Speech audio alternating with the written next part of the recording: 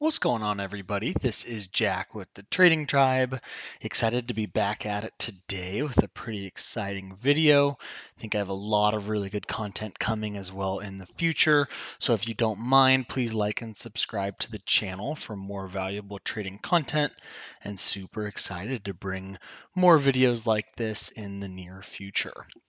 And today, what we're going to really do is we're going to take a look at what my Sunday routine typically looks like for the futures market.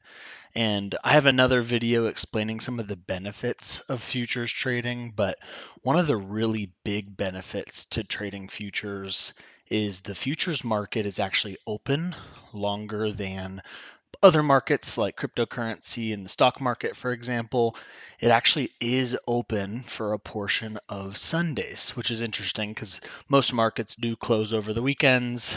The futures market actually opens back up on Sunday nights. So, depending on your time zone, you'll have to check on the CME website kind of what time that correlates to. But for me, the market opens at 5 p.m. Central.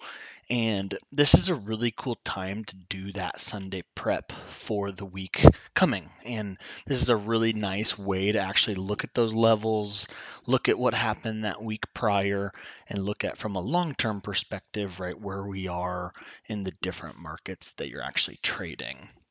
For today, I have a side-by-side of the two major markets I trade. On the left, we have natural gas, and then on the right, we have the ES, or the S&P 500 future. And in both scenarios, I really do the same thing. I try to get to my computer right before the market opens, or maybe a little bit after the market opens, but right around 5 p.m. every Sunday, I like to come check the charts briefly and to actually do that review session so that I feel comfortable with that trading week that's about to come. And this is a really nice benefit. The stock market actually doesn't open until Monday, so they have a little bit less time to actually see that price action and see what price is actually doing. So this is a major benefit that we get as futures traders. And how I typically like to do it is I like to kind of start at that daily chart. So both of these in Thinkorswim will notice is that 1 day, 1 year chart. So this is really a good way to zoom out and really see what that price action looks like for both instruments. And they're both very different, right? And the market actually just opened, so we'll notice we've already had some of those moves occurring. And if we look at natural gas, right, we are on a big uptrend. I have a big video kind of reviewing the state of natural gas, so definitely check that out for kind of what we're expecting here. But natural gas is still making higher lows and higher highs, and we're at that area where we're expecting a bounce again. We're at kind of that high fives level, and we've bounced there multiple times. We're there again, so we're expecting this week to have some buying signals. And if it breaks this zone, we're going to expect some sort of a turnaround. And so we're really watching natural gas closely this week. Over on the ES, right, it's kind of the opposite. We're in a big yearly downtrend, and we're at that really interesting ceiling level. So as a trader on Sundays, we really want to check to see kind of what the markets are doing.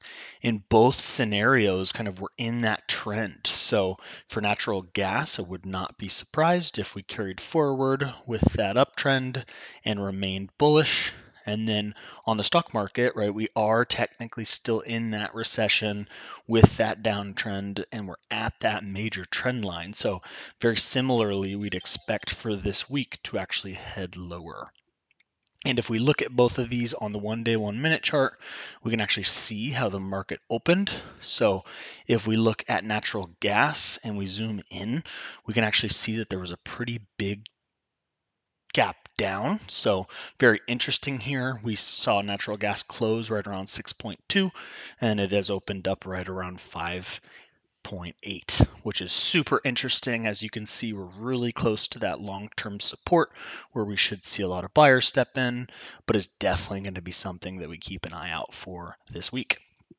And then on the ES, right, if we look at that gap, we actually had a slight gap up, which is really interesting because, again, we're at that level where it would make sense to see a lot of shorts as long as that downturn does stay in effect, right? We really want to watch that level as it should act as a ceiling, and we should reject off of that 40-100 or 40-80 level. And in both scenarios, right, we still are in trend, but we do have to be aware that that trend can change, right? Natural gas could break through that zone, and same with ES, right? The ES could begin an uptrend because we've really been dropping for about a year now. So with most recessions lasting about 12 months, we need to start expecting, right, some of those buyers to be jumping in, especially with the news settling down a little bit and inflation starting to slow a little bit. So in both cases, right, this is how I prep every Sunday. I like to look at those long-term levels, look at those gaps that appear in the market, and it really helps kind of isolate what Monday, Tuesday, Wednesday, Thursday, and Friday might present. So hopefully this is really valuable. This is, as a futures trader at least, some of the value that I get from this Sunday night review session. And if you try incorporating this in your trading, hopefully that makes a big difference. Thanks everybody.